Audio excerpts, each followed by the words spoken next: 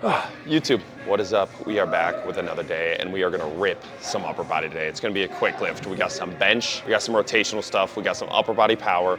We're gonna get some back bend ISO just to work on that upper body mobility. And we're gonna do some curls and some dips, get in, get out. That's kind of the general layout of all of my upper body workouts. A strength stimulus, get a power stimulus, get a mobility stimulus, build some armor, get a pump, feeling good, feeling great. Typically on these days with our athletes, we'll do some sort of sprint or agility type work. And honestly, the upper body lift becomes more of a secondary stimulus that day, but still an important stimulus nonetheless. And it turns into a nice little prep for the next lower body day that we got. And that'll be tomorrow where we got some snatches and deadlifts. So let's get after some bench, let's go. All right, so we're just gonna build up to a heavy set of 1 here on the bench press today. Then drop back down, hit a heavy set of 6. This is what our programmed rep max of today is supposed to be. I know I mentioned this on a previous video, but we're doing a slight incline, so we got 1 plate underneath the bench right here. I think it is such a hack for people that don't have adjustable benches, or even if you have an adjustable bench. We have a couple adjustable benches here. You know, the old school adjustable bench where they just go like full incline, or like 45-degree incline. There's not a lot of variation there. And I think a nice little simple way to add another bench press variation to your workout is just put a plate on one side of the bench for an incline, or put a plate on one side of the bench for the decline. And it just puts that shoulder in just a little bit of a different position. And I've really liked it with athletes that are struggling with shoulder pain when they're benching, or they just don't love benching. You just put them in a slight incline, slight decline. It doesn't have to be insane. And that slight tweak, that slight variation, that slight way of moving just a little bit differently allows them to feel better and get a great upper body stimulus done that day. And I just like it because it keeps my ADHD brain entertained. So let's get after it, let's go.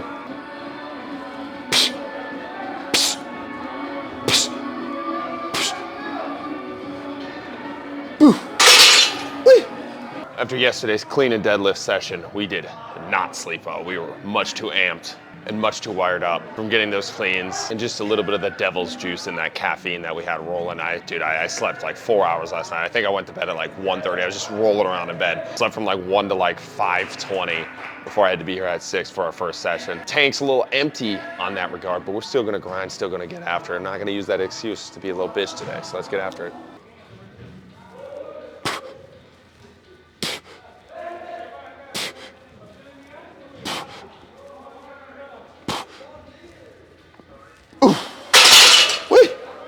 Inverse the order. I think I'm gonna work up to a 6 rep max, a heavy set of 6, and then bump down and hit a heavy set of 1 instead of the reverse way, just so I don't have to change the weight in between. So work up to a heavy set of 6 here, then build up to a heavy set of 1. Let's go.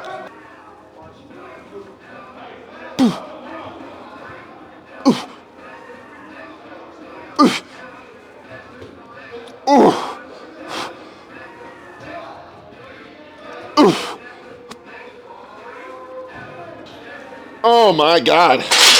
I grabbed that bar fucking way to one side than the other, and that was horrible. Holy shit. That might be my heavy set of 6 right there. So that was a pretty quick build up into that. Titties are popping. I'm gonna show you what we're doing in between this. We got some super cat throws and some rotational stuff that I kind of want to talk about. We'll build up to a 1 rep max over here, and hopefully it's a little bit prettier than that. That was crazy. Felt so offset. That did not feel good. Let's go. So the bench press is obviously the strength stimulus today, right? Our upper body power stimulus for today is gonna be the super cat throws. For people that don't have a super cat throw, you can substitute this stuff with either a Smith machine barbell throw. Those feel absolute money. A single arm Smith machine barbell throw, lay flat on the ground. You can do it from a bench position too. It just depends on how far your Smith machine allows you to throw that thing up.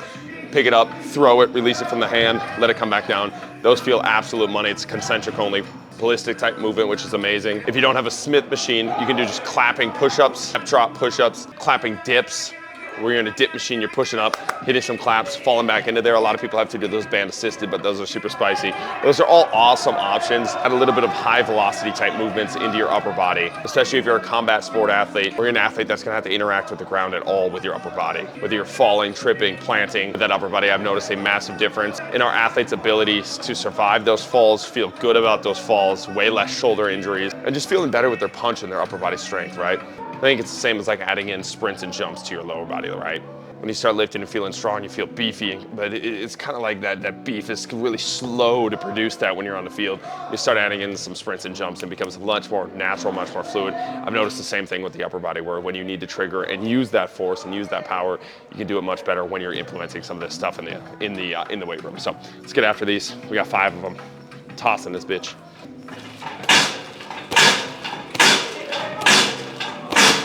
Let's go. All right, so this one is a position I kind of been talking about a little bit in YouTube videos, but I don't think I've ever actually shown it. And it's this single leg planted position where this back foot is up on the wall, a little bit of a single leg squat, and we're rotating into that front side hip, right?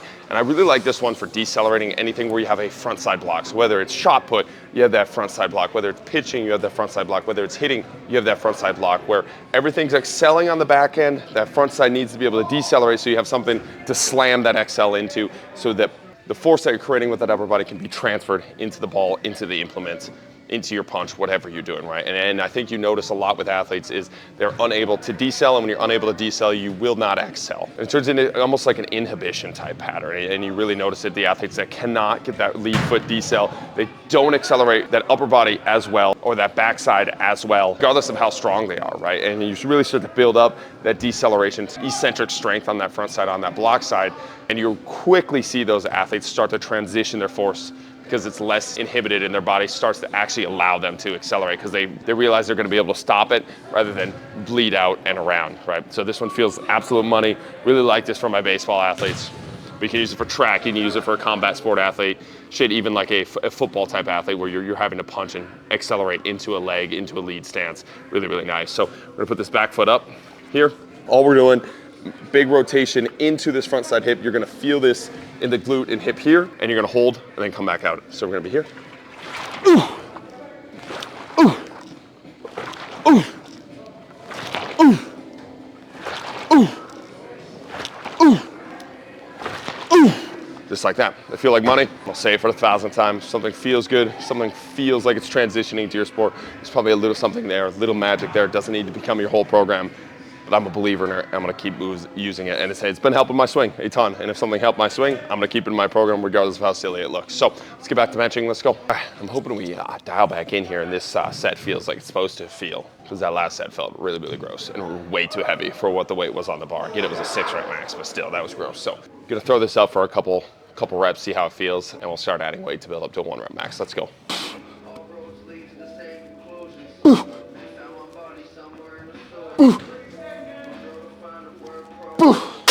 Oh my God, that is gross. I'm gonna start ripping singies before we get fucking bodied here. That is gross. We gotta wake up. All right, let's wake up a little bit here. Rip this, let's go.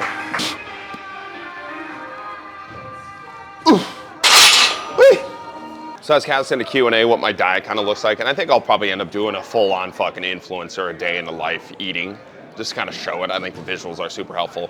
Maybe go to a grocery store and just show how I shop. I actually do enjoy other influencers' videos of doing that, and when they're doing that, regardless of if they're all the same or not, it's just kind of fun to watch. Good ASMR in the background video, so I might have to do one of those. I have to get over myself about bringing a camera in somewhere in public like that without wanting to off myself when I'm done with it. But right now, the diet is wake up, I have overnight oats with protein in it. So it's a packet of like maple brown sugar, oats, some milk, some berries, some fruit, whatever I put in there.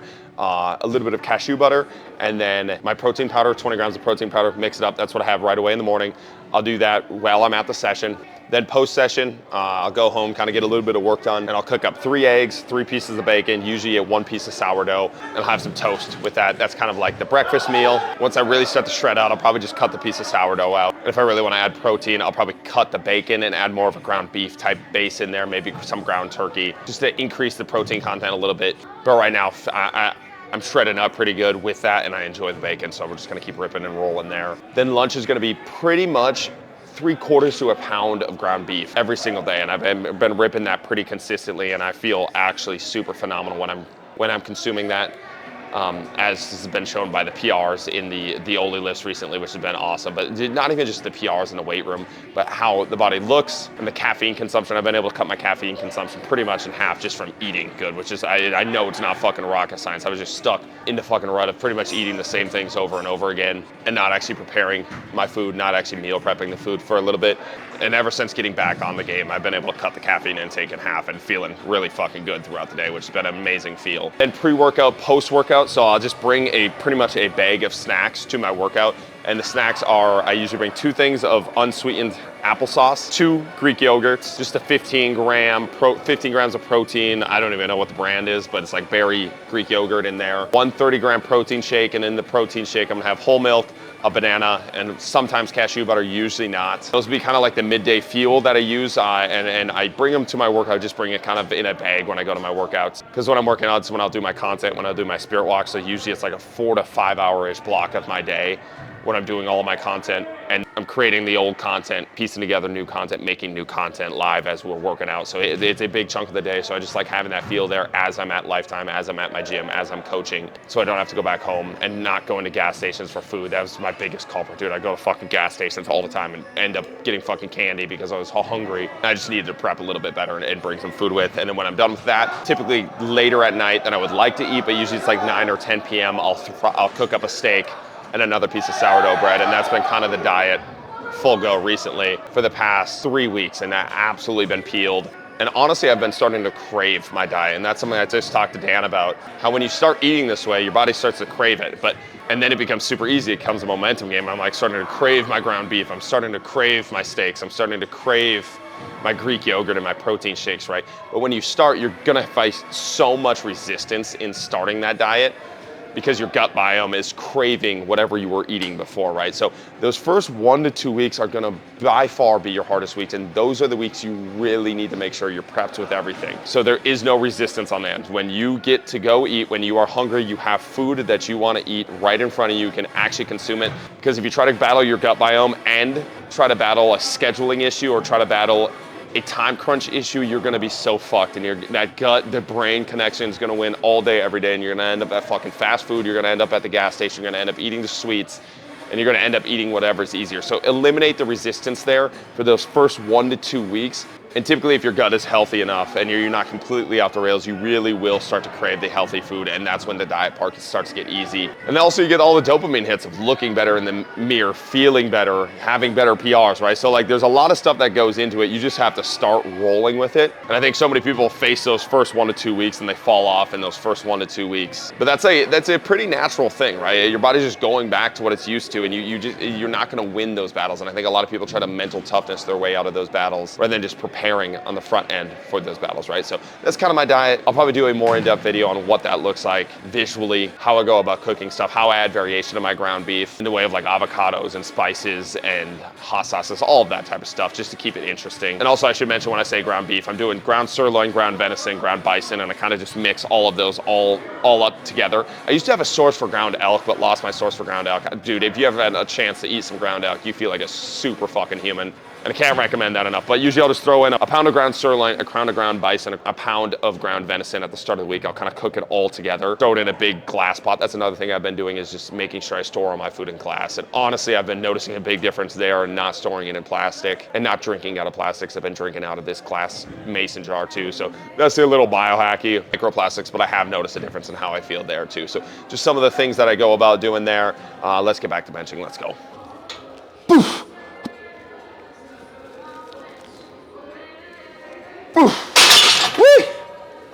God damn. Probably one more set there. Go slight increase there. That felt super heavy because I did a long fucking rant about my diet. And hopefully if I add a little bit of weight, I get that groove back. But if not, we'll do one more set and then we'll get on to the accessories. Let's go. All right, let's wake up, turn this into something. Let's fucking go. Here we go. Poof.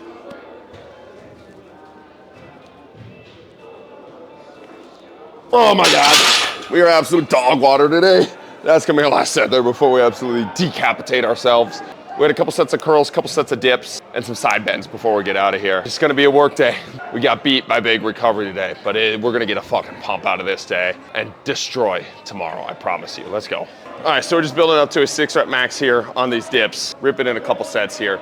Dips are honestly one of my S tier upper body exercises. I think they're very similar to a shoulder press, in which if you're good at these, you're a strong motherfucker in the upper body. And I should say full range of motion dips, actually opening up those shoulders, building that strength through a deep range of motion. When I was growing up, I think dips got so bastardized because of the bodybuilding, like partial range where they'd load up like 12 plates and not move anywhere through that range of motion at all. But man, they were just so bastardized when I was growing up. And people just shitting on them and just talking about just how bad of an exercise they are for their shoulder and everything like this. And like the more I do dips, the stronger my upper body feels and the better my shoulders feel, right? And obviously, once again, it comes back to everything that we talk about where you have to progress and regress. You can't just load up 7 plates on a dip, do a partial range of motion and then complain that your shoulder hurts, right? Like build up the full range of motion. We have many of our like decently strong athletes using bands on dips to be able to sink into that position, open up that bottom range before we really start to load it. And a lot of times that's another little good hack too, to warm up the shoulders for dips. Get a band in there, sink at the bottom, hold that ISO at the bottom just to open up, just to feel a little bit better there. Then you take the band away. And then you hit your working sets there for the dips too. But I just love dips. I think they give you a sick pump. They build up some great tissue quality for that upper body, and they get you strong as fuck. And I think it's one of the movements that a lot of coaches kind of bastardize for a little bit, kind of shit on for no reason when they're super effective, and they're an easy way to load up that upper body. So let's go. We got 6 of them.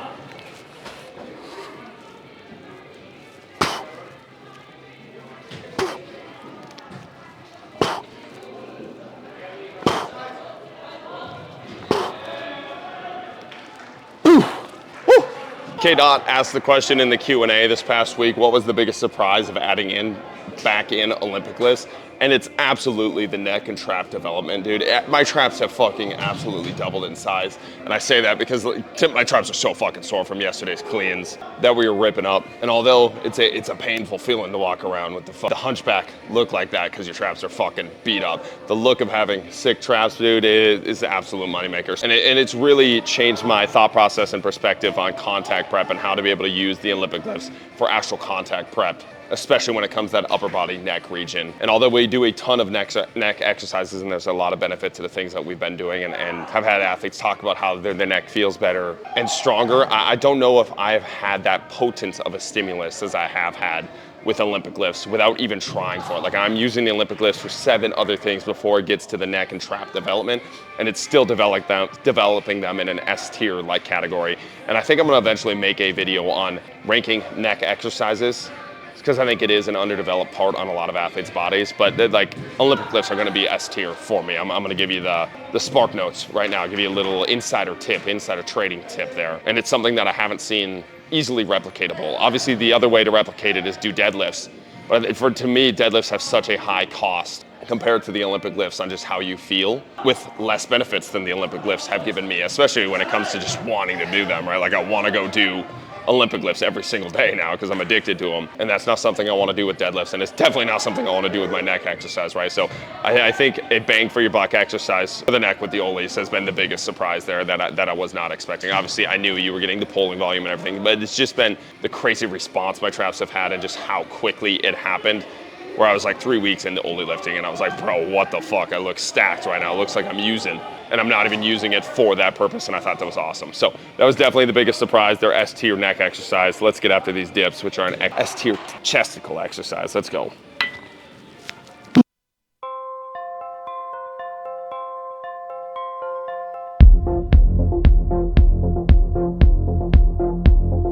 Now that we're together and we share a perfect life, you're my knight in shining armor, I'm your wife.